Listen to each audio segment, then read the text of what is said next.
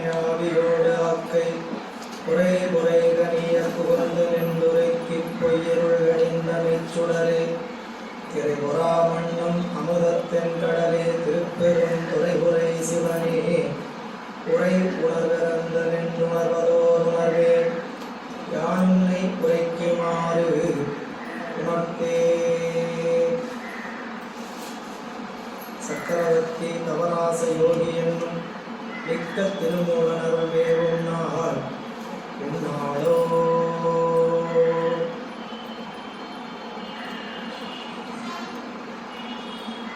எல்லாம் அல்ல இறைவனுடைய அருப்பெரும் கருணையினாலும் குருவருளும் முன்னின்றருள் செய்ய எம்பிரான் திருமூல தேவநாயனார் திருவாய் மலர்ந்தருள் இருக்கின்ற திருமந்திரமாகிய நூலினை தொடர்ந்து ஓதுவதற்கும் சிந்திப்பதற்கும் வழிபாடு செய்வதற்கும் குருவருளும் திருவருளும் நமக்கு வாய்ப்பை வழங்கி இருக்கிறது.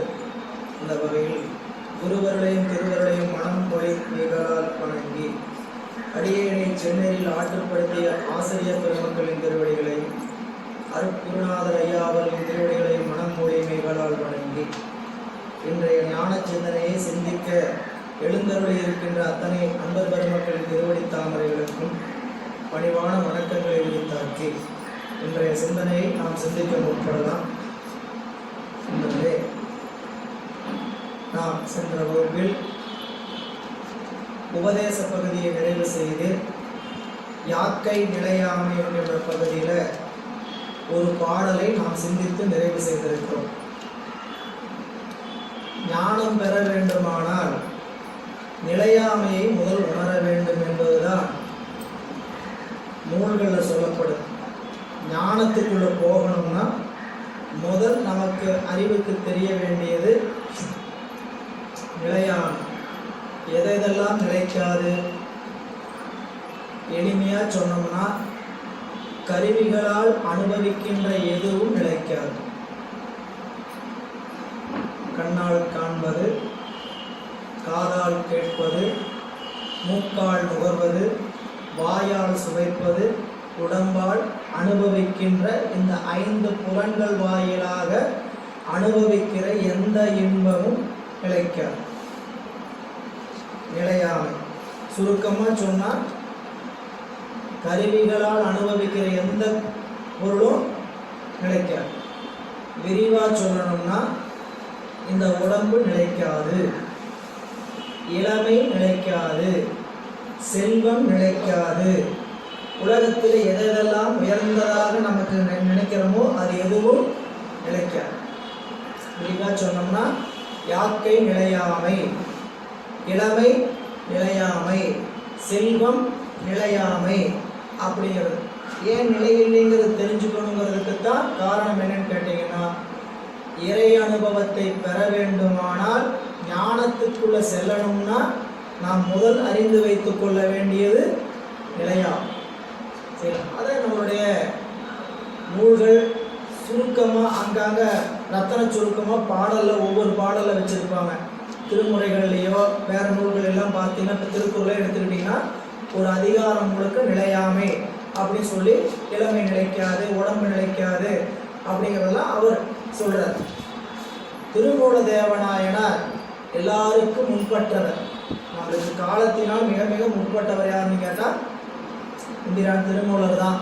அவர் தனித்தனி பகுதியாக எடுத்து காட்டுறார். யாக்கை நிலைக்காது, இளமை நிலைக்காது, செல்வம் நிலைக்காது அப்படிங்கிறத தனித்தனியாக சில பாடல்கள் வைத்து காட்டுறார். அந்த வகையில் நாம் யாக்கை நிலையாமை அவங்க நூல் கையில் இருக்கிற நூல் 25வது பக்கம் முதல் பாடல் நாம் நிறைவு செய்திருக்கிறோம். மண்ணொன்று கண்டீர் இருவகை பாத்திரம், திம்மென்று இருந்தது தீவினை சேர்ந்தது, விண்ணின்று நீர் வீழின் மீண்டும் மண்ணாகாமல் ஆனார் போல் எண்ணின்றி மாந்தர் இறக்கின்றவர். இதான் இந்த உடம்பினுடைய நிலையாமை. என்னன்னு கேட்டீங்கன்னா, இந்த உடம்பு நல்லா தின்னு சாமி செய்து வைத்திருக்கிறார். எப்படி ஒரு பானை மண்ணாக இருந்து பானையாக செய்யப்பட்டு மீண்டும் மேலேருந்து தண்ணி விழுந்து கரைஞ்சு போய் மண்ணாகிற மாதிரி இந்த உடம்பு நிலைக்காது அப்படின்னு நம்ம பார்த்தோம். இன்னைக்கு 2வது பாடல் சிந்தனை தொடர்கிறது. திருச்சிற்றம்பலம். பண்டம் செய் கூரை பழகி விழுந்தக்கார் உண்ட அப்பெண்டேரும் மக்களும் பின் செல்லார் கொண்ட விரதமும் ஞானமும் அல்லது மண்டி அவருடன் வழி நடவாதே.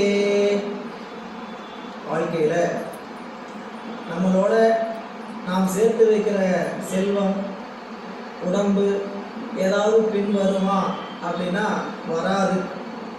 எல்லாருக்குமே இது நிதர்சனமா தெரியும், சத்தியமா தெரியும். யாருக்காவது தெரியாம இருக்குமான்னு கேட்டா எல்லாருக்கும் தெரிந்த ஒன்று. நாம் போகும்போது இந்த உடம்பை கொண்டும் போக முடியாது, உடம்பில் இருக்கக்கூடிய எந்த பொருளையும் கொண்டு போக முடியாது, உடம்போடு சேர்ந்து இருக்கக்கூடிய எந்த உறவுகளையும் கொண்டு போக முடியாது. அதுக்கு இங்க ஒரு உதாரணம் காட்டுறார். பண்டம் பெய் கூரை பழகி விழுந்தக்கால். அதாவது இந்த உடம்பு பண்டம். எப்படிப்பட்ட பண்டம்? பல பொருள்களை சேர்த்து வைத்திருக்கக்கூடிய பண்டம். என்னென்ன பல பொருள்கள்? ரத்தம், எலும்பு, நரம்பு, தசை, சுக்கிலம், சுரோனிதம் இப்படின்னு உடம்புக்குள்ள பல பொருள்களை கொண்டு வைத்திருக்கக்கூடிய பண்டம். இதுக்குள்ள என்னென்ன இருக்குதுன்ட்டு நீங்கள் விஞ்ஞான ரீதியாக ஆராய்ச்சி பண்ணலாம், மெய்ஞான ரீதியாகவும் நம்ம காணலாம். உடம்புக்குள்ளே இருக்கக்கூடிய இந்த உடம்பு குப்பை சரிங்களா? அந்த குப்பை எப்படி சொன்னார்? புழுவினால் பொதிர்ந்துடு புறம்பைன்னு சொல்லுவார் மாணிக்கவாசகர். இந்த உடம்பு புழுவையெல்லாம் போட்டு கட்டி வைத்த உடம்பு, அருவருக்கத்தக்க உடம்பு. அந்த உடம்பு பல பண்டங்கள் சரிங்களா? அது நம்மளுடைய எம்பிரான் அப்போஸ்தலன் சொல்லும்போது சொல்லுவார், நமக்கு உடம்புல 9 வாசல், 2 முக்கிய வாசல், சிமெண்ட் பூச்சி பூசப்பட்ட தோல். நம்ம உடம்பு ஒரு கட்டடம். இந்த கட்டடத்தில் என்ன இருக்குது? ஒரு முன்னாள் வாசல் இருக்குது, ஒரு பின் வாசல் இருக்குது.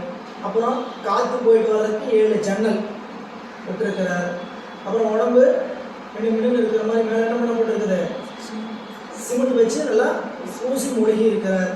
கட்டடம் தாங்கி நிற்பதற்கு உள்ள கம்பிகளாக எலும்புகளை வச்சிருக்கிறாரு சரிங்களா? அந்த கட்டடத்துக்கு தேவையான கழிவறை போவதற்கான ஒரு கழிவுநீர் தொட்டி வச்சிருக்கிறாரு. அதே சமயம் தண்ணிகளை எல்லாம் சீராக கொண்டு போய் சேர்த்துறதுக்கான குழாய்களை வச்சிருக்கிறார், நரம்பு குழாய். இப்படி எல்லாமே உடம்புக்குள்ள ஒரு கட்டிடம் போல எல்லா பொருள்களையும் கொண்டு வந்து இறைவன் வைத்திருக்கிறார்.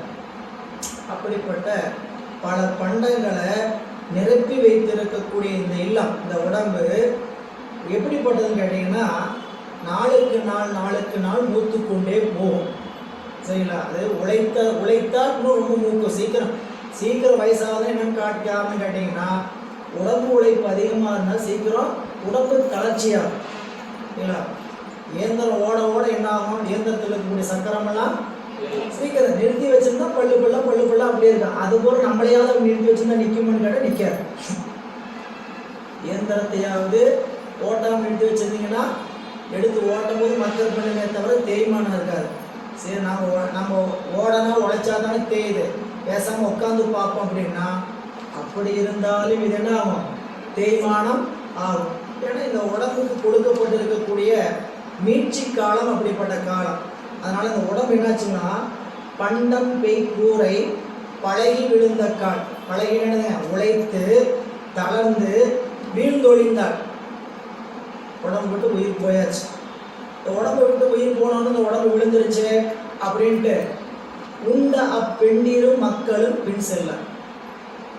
உழைச்சு நாம் தளர்ந்து நம்ம உடம்பை விட்டு நீங்கிட்டோம் சரிங்களா? நம்ம உழைப்பினால் நமக்கு கூட இருந்த மனைவியோ தாயோ அல்லது மக்களோ யாராவது அவர் போறாரு அப்படின்னு கூட வருவாங்கன்னு கேட்டால் வரமாட்டாங்க.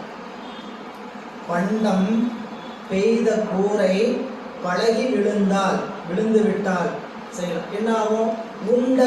என்னங்க உண்டன அவர் உழைப்பினால் உருவாகிய பொருளை அனுபவித்த அப்பெண்டிரும் மக்களும் பின் செல்ல. கூட போக முடியுமா? போக மாட்டாங்க. எது வரைக்கும் போகலாம்?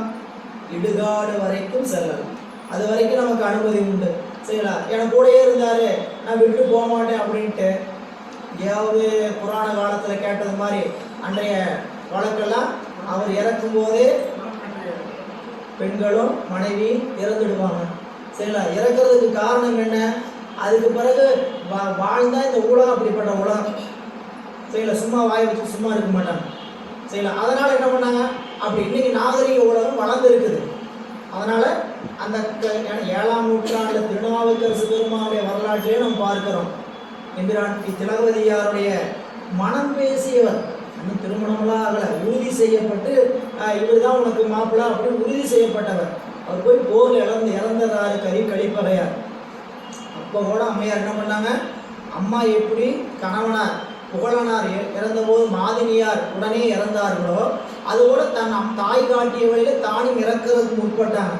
ஆனால் எம்பிரான் அப்பர் சுவாமிகள் மறுநீக்கியார் காலில் விழுந்து, நீங்கள் இறப்பீங்கன்னா உங்க முன்னாடி நானும் இறந்து விடுவேன் அப்படின்னு சொன்னாங்க.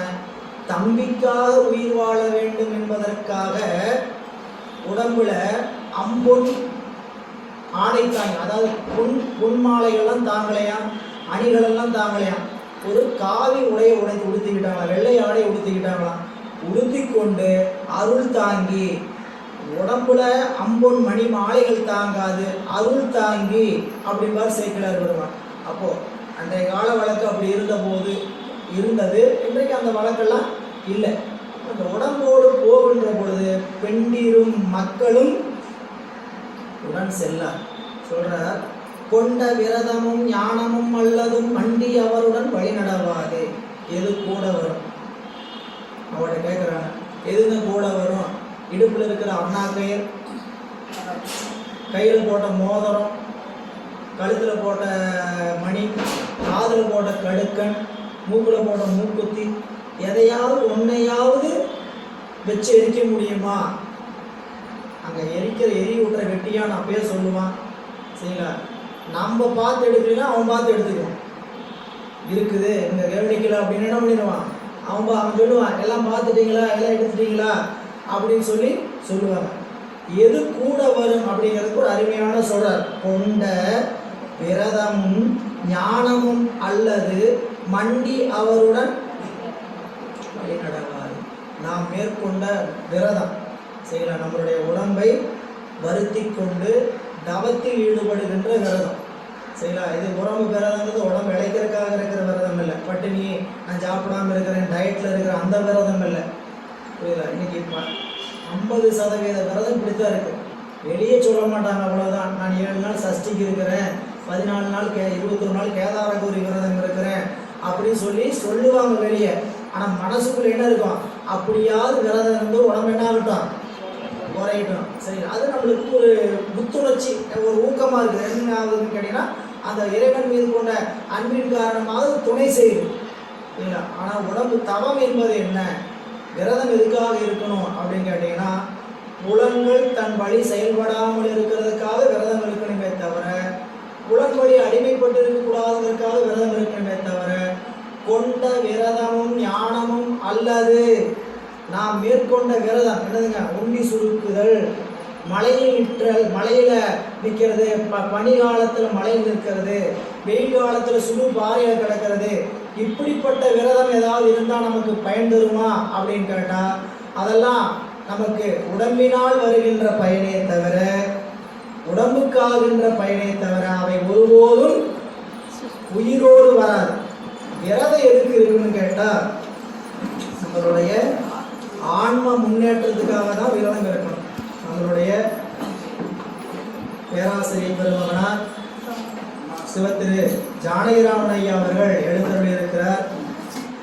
இங்கே ஊத்தங்கரைக்கு இன்னைக்கு ஒரு சிலருக்கு தான் அவருக்கு தெரியும், ஊத்தங்கரையில் சைவம் வளர்ந்தது அப்படின்னா அவர் தான் காரணம்.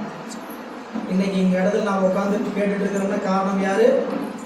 அவர் தான். உங்களுக்கு தெரியாத ஒன்றும் இல்லை, பல நண்பர்கள் வகுப்பு கேட்டிருக்கிறீங்க அவர்கிட்ட. முதல் வகுப்பு பேராசிரியர்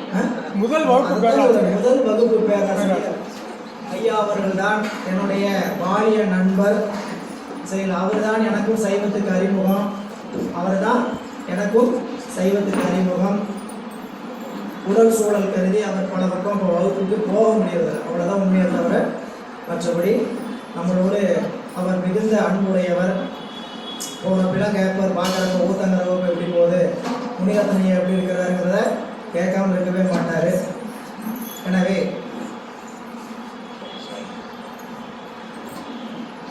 நண்பர்களே,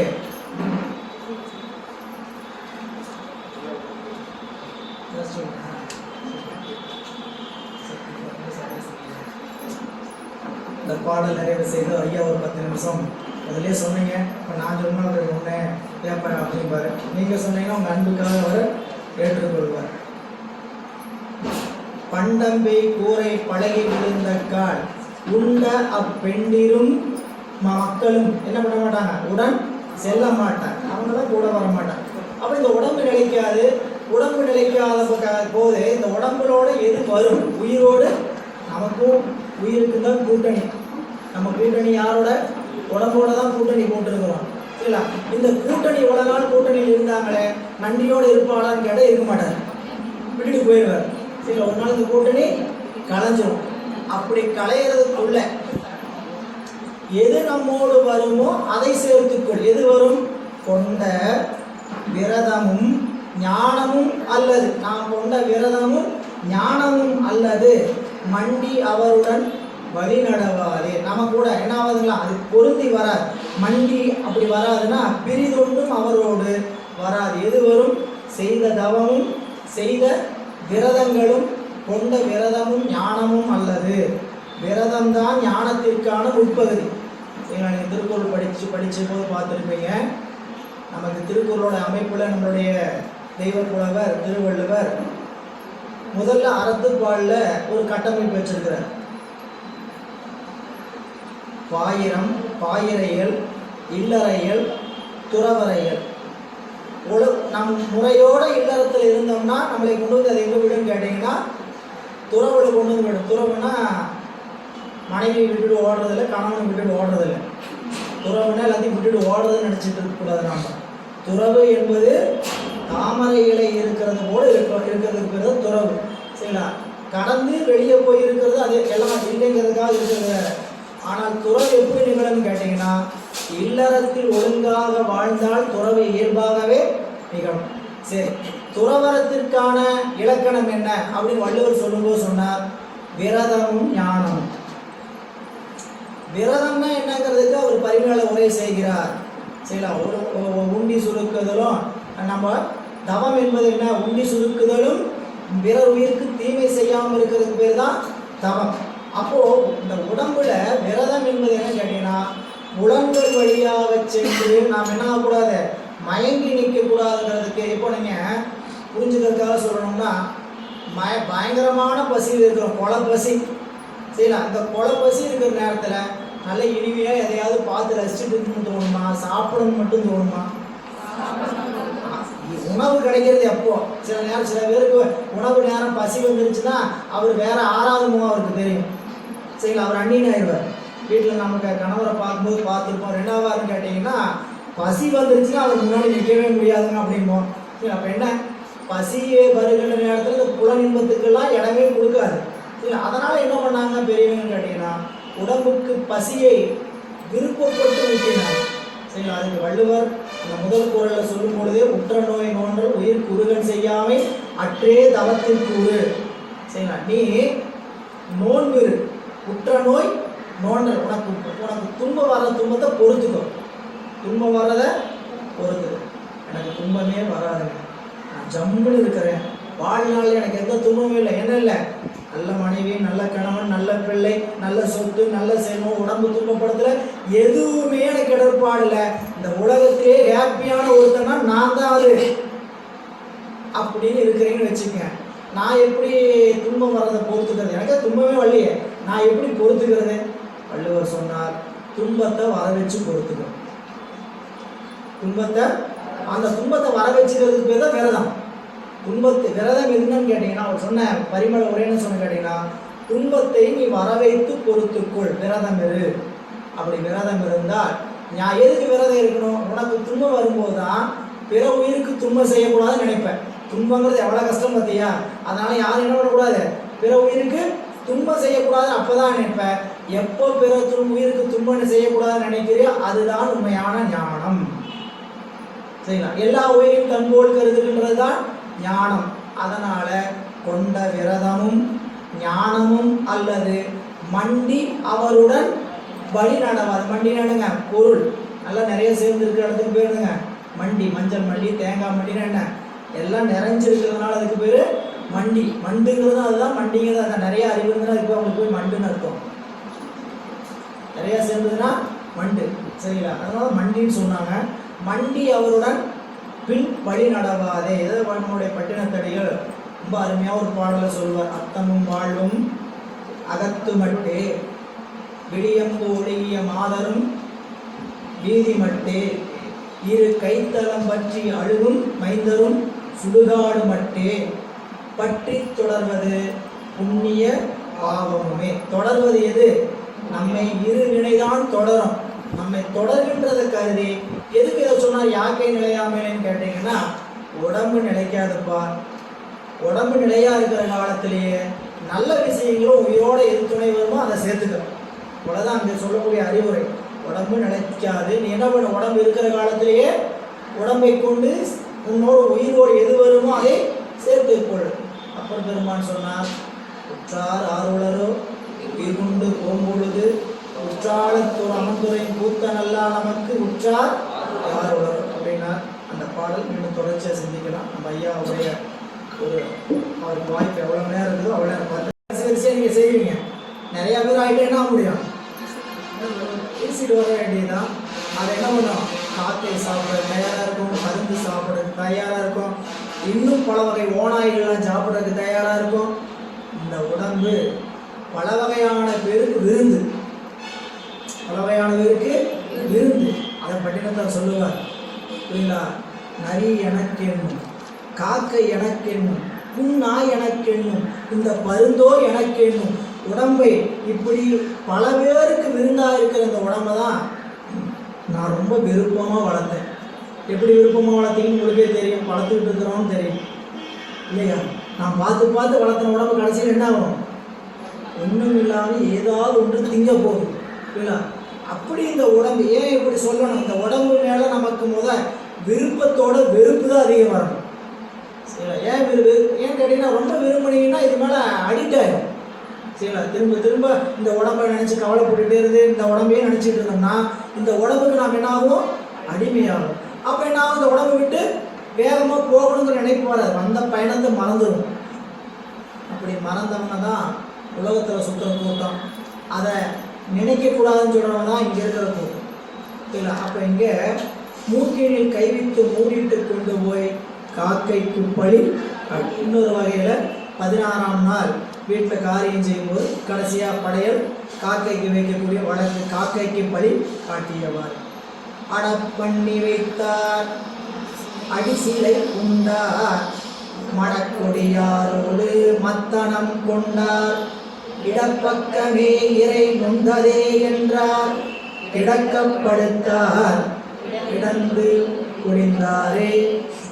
இது ஒரு முக்கியமான பாட்டு. நிலையாமையில் நல்லா பாடுறதுக்காக நல்லா சேர்த்து சேர்த்து வச்சார், உழைத்தார் இல்லைங்களா?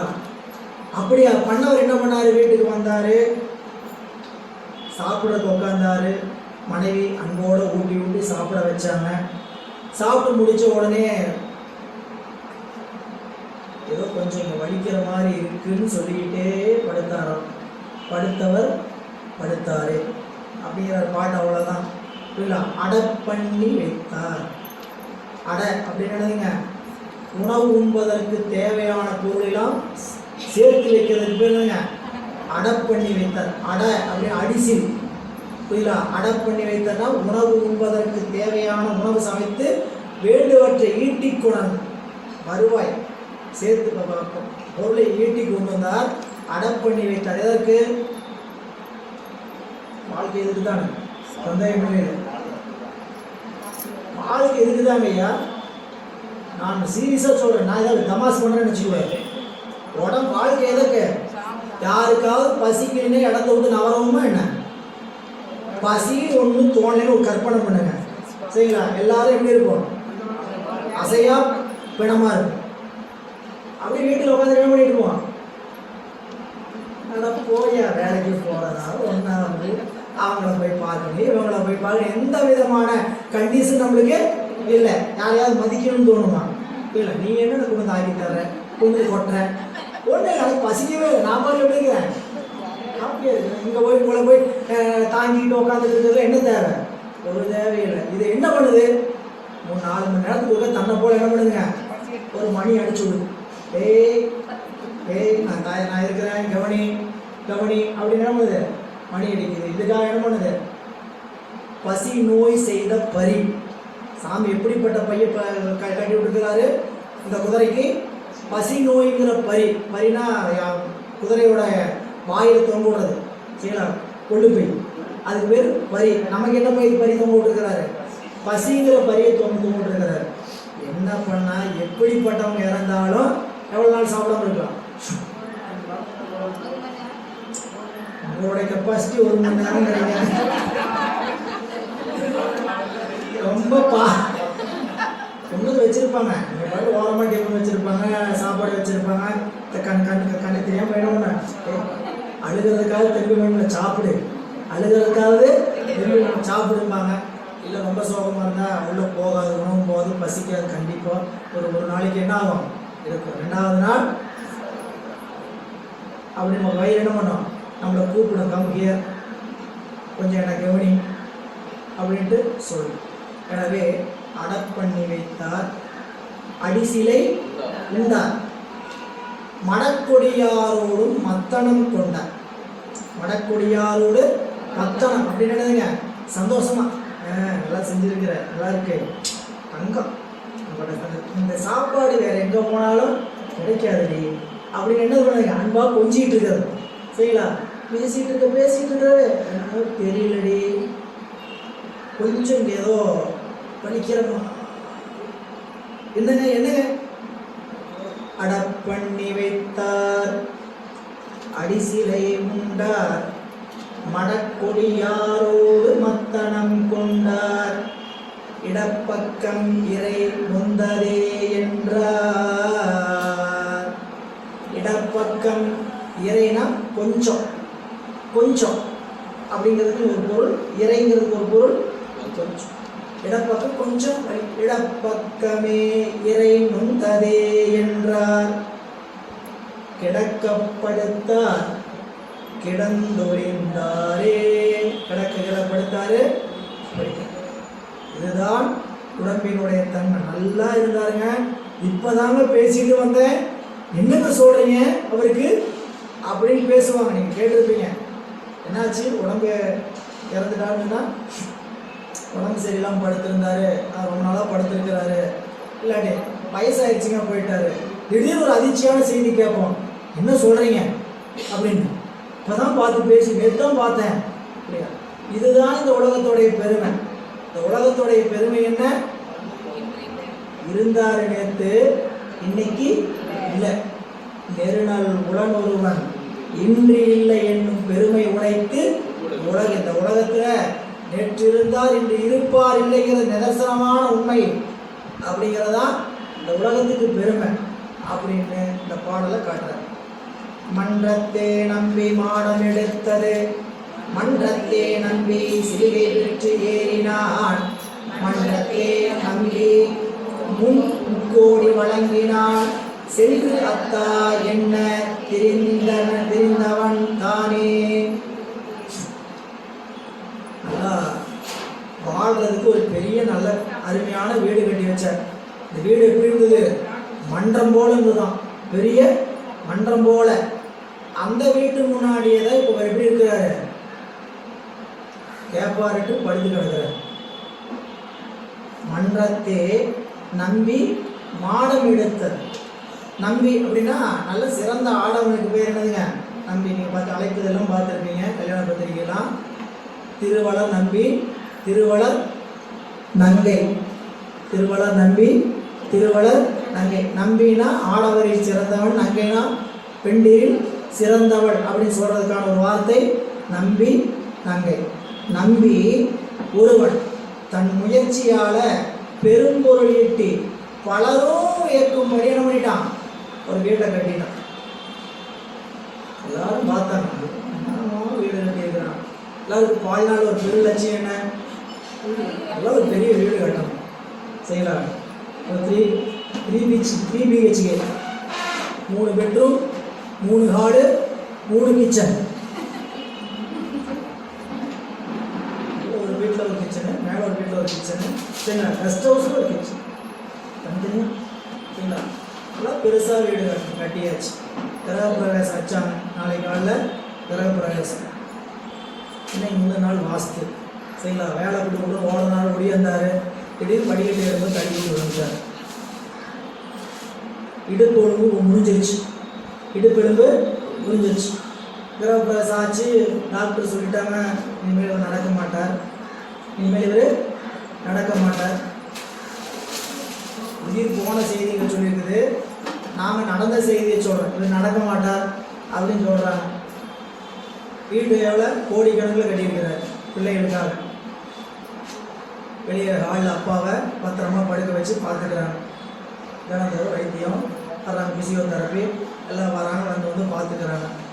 உறவினரும் செய்தி கேள்விப்பட்டு என்ன பண்ணுவாங்க, வர்றாங்க, பார்க்குறதுக்கு வர்றாங்க. பார்த்து வந்து இப்படி வாழ்ந்த மனுஷன் இப்படி நடக்க முடியாமல் கிடக்கிறாரு, உங்களுக்காக தான் இப்படி பண்ணார், இப்படி கிடக்கிறாரு. ஆளாலும் கொஞ்சம் சும்மாவாக போவாங்க, பேர் வச்சுட்டு எதையாவது சொல்லிட்டு போகிறாங்க. சரிங்களா? பார்த்தாங்க எல்லாரும் வந்து இப்படியே சொல்லிட்டு இருக்கிறாங்க. இவங்க என்ன பண்ணாங்க, ஹாலில் வச்சுருந்த ஹாலில் கவனிச்சுட்டு வந்தார ரூமுக்கு கொண்டு போனாங்க, பத்திரமா பார்த்துக்கலான்னு. சரிங்களா?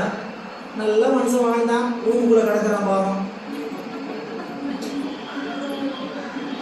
ஹாலில் கிடந்தா அப்படியே ரூமில் இருந்தால் பாருங்க, எங்கேயும் போக முடியாமல் ஒரு ரூமுக்குள்ள அளவிட்டு கிடக்கிறாரு பாருங்க அப்படின்னு சொன்னாங்க. ஸோ வாய் அடிக்க முடியலையே, நேரம் கொண்டு போ, கெஸ்ட் ஹவுஸ் கொண்டு போ. சரிங்களா? மாட்டு கொட்டகை எத்தனை கோடியில் என்ன கட்டி என்ன பண்ணுறது? மாட்டு கொட்டகை பக்கத்தில் கொசு கடிக்கு நடுவில் அங்கே. அப்போ அவர் நோகு வாழ்கிற காலத்திலேயே ஒரு உயர்ந்த நிலையில் வாழும். நிலையாமை இதெல்லாம் வினையின் காரணமாக வரும். சரிங்களா? சாமி பெருமான் நம்மளை என்ன பண்ணு கேட்டீங்கன்னா, இந்த இடர்பாடல் எல்லாம் இல்லாமல் நம்பி மாடம் எடுத்தது மன்றத்தை நம்பி அந்த மன்றத்திலே சிவிகை பெற்று ஏறினான். சிவிகை நடந்துங்க,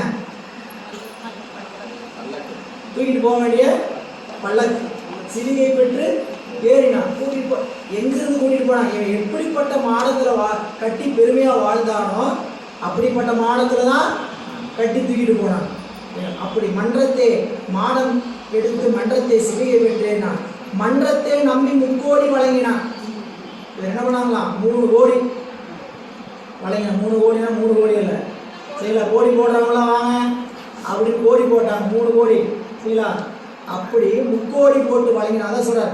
அதிலே அந்த அப்பொழுது அவன் தன் மனைவிக்கும் மகனுக்கும் ஊர் தோட்டிக்கும் ஒவ்வொரு புத்தாடையை வழங்கினான். இந்த 3 கோடி.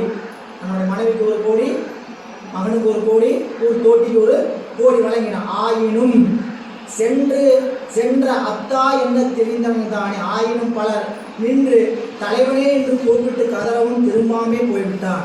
எல்லாரும் பல பேர் கதறினாங்க, பேரையாப்பா தலைவா அப்படி எல்லாம் கூப்பிட்டாலும் என்ன பண்ண முடியாது, நிற்க முடியாது என்று காட்டுகிறார். பாசந்தி பேசி மனம் புணர்ந்து அப்பதி நேசத்தை விட்டு நினைப்பொழிவார் பின்னை ஆசந்தி மேல் வைத்து அலை அமைய அழுதிட்டு பாசம் சுட்டு பழி அட்டினார்களே. இந்த பாடல்ல வாசந்தி பேசி மனம் புணர்ந்து. வாசந்தி பேசி அப்படின்னா நல்ல வாசனை பொருந்திய சூழல்ல சோலைகள்ல 2 பேர் எப்படி பண்ணாங்க, விரும்பி கூடினார்கள். இது காதல், அன்பினால் கூடிய காதல். பாசந்திங்கிறது குறுக்கத்தி மரம். குறுக்கத்தி மரத்தினுடைய கொடியின் கீழ் களவில் கலந்து வாசந்தி பேசி பிறகு மனம் புணர்ந்து பிறகு கற்பு நெறியில திருமணம் பண்ணிட்டாங்க. அப்பா அம்மா தெரிஞ்சது என்ன பண்ணிட்டாங்க, திருமணம். நல்லா கவனிங்க, வீட்டு திருமணம் ஒன்று உண்டு, கலப்பு திருமணம் ஒன்று உண்டு. இங்கே ஏன் விரும்புகின்ற கலப்பு திருமணத்தை சொல்கிறாங்க கேட்டீங்கன்னா, நான் கல்யாணம் பண்ணிட்டு எப்படி பண்ணிட்டேன், நல்லா விரும்பி தான் பண்ணிட்டேன், நல்லா ஆசையோடு பண்ணிட்டேன். சரிங்களா? மிகுந்த விருப்பத்தோடு பண்ணிட்டேன்.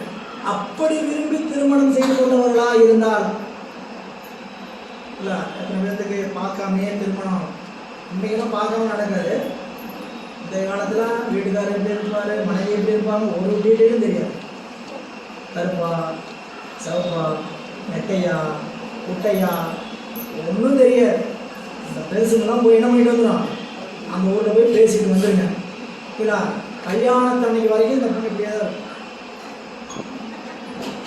நிமிந்து பார்த்துக்கூடாது.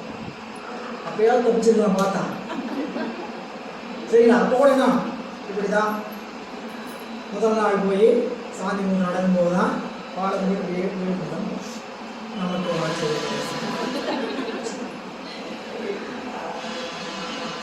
ஆச்சரியம் நல்லாவும் இருக்கலாம், நல்லதாகவும் இருக்கலாம். அன்றைக்கி என்ன பண்ண முடியும், அவ்வளோ திருமணம் ஆயாச்சு. புரியலா, இது கற்பியல் ஒழுக்க நெறியோடு கட்டது. சரிங்களா. இந்த கல்வியில் என்ன புரியலா, தண்ணி பைப்பிட பார்த்தாரு அப்படின்னாரு. சரிங்களா. அப்படியே கம்மாக்கரைக்கு போனாங்க, பார்த்தாங்க, பேசுனாங்க, பழகினாங்க. என்னை விட்டு எனக்கு வாழ்க்கையே இல்லை அப்படிங்கிற அளவுக்கு நல்ல அன்போடு காதலித்து இருந்தவர்கள்.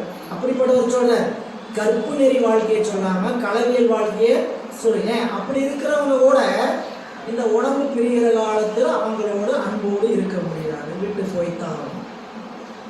வாசந்தி பேசி மனம் புரிந்து அப்பதி நேசத்தை விட்டு நினைப்பொழிவார். குறுக்கத்தி கொடியின் கீழ் களவில் கலந்து பின் கற்பு நெறியில் மனம் செய்து கொள்கின்ற தலைவனும் தலைநாளில் இருந்த காதல் நாள் செல்ல செல்ல தெவிட்டுவதாய் விட. கல்யாணம் முன்னாடி இருந்த மோகமும் ஆசையும் இருக்கா? சரி, அதெல்லாம் அவங்களுக்கு தெரியும். அது இதெல்லாம் விளக்க வேண்டியதே இல்லை. சரிங்களா. கண்ணே மண்ணே கப்புனே கொடி மணியே அப்படின்னு கொஞ்சம் இதெல்லாம் இப்போ கழுத அப்படின்னு தான் வார்த்தை வருது. அதே வாயில் அதே நினைப்புல என்ன ஆகுது, அன்பினுடைய தரம் புரியாதனால தான் அப்படி இருக்கும். அன்பு உள்ளவாறு உணர்ந்தீங்கன்னா நமக்கு எதுக்கு ஆணும் பெண்ணுமான வாழ்க்கை, நமக்கு எதுக்கு குடும்பம் அப்படிங்கிறதுக்கான உண்மை நிலை என்னன்னு கேட்டால் அன்பை விருத்தி செய்யணும். அன்பை விருத்தி செய்ய அப்படின்னு உண்மையை உணர்ந்தோம்னா அந்த நிலை நிலைத்திருக்கும். ஒருவரை ஒருவர் நினைப்பதும் விட்டு, அதான் சொல்றார், ஆசந்தி மேல் வைத்து அமைய அழுதிட்டு இறுதியில் பாடை மேல், ஆசந்தினா பாடை மேல் வைத்து குறைவில்லாமல் அழுது தங்கள் அன்போடு அவரையும் போய் எரிக்கும் போது எப்படி இருப்பாங்களா, அவரையும் இருப்பாங்க, அவர் மேலே வச்ச அன்பையும் எரிக்க வேண்டும். அதான் கடைசி வரி. பாசம் தீச்சுட்டு பழி அட்டினார்களே, அவர் என்ன பண்ணுவாங்களாம், பாசத்தை நீக்கி பழியிட்டு மறந்து விடுவார்கள் என்று சொல்கின்றார். இந்த பாடலின் சிந்தனையும் இன்றைய சிந்தனை நாம் நிறைவு செய்கின்றோம். திருச்சிற்றம்பலம். என்னும் இன்பம் பெரும் இயல்பினார் ஒன்று காதலித்து உள்ளமும் மூங்கிட நன்றுளார் அடியார் அவர் வான்புகள் நின்றதெங்கும் நிலவே உலகெல்லாம் வான்கிழ் வழாது வேக மறுபலம் சுரக்க மன்னன் தோன்முறை அரசு செய்க உரையிலார் உயிர்கள் வாழ்க மாமறை அரண்கள் ஓங்க அத்தவம் வேள்வி மல்க மேன்மைகள் செய்வ நீதி விளங்குக உலகமெல்லாம். திருநாளுடைய சிவனே போற்றி, அரசே போற்றி, அண்ணாமலை மன்னா போற்றி, முப்பிலா முலையம்மையுடனாகிய மாசிலா மணீஸ்வரப் பெருமான் திருவடிகள்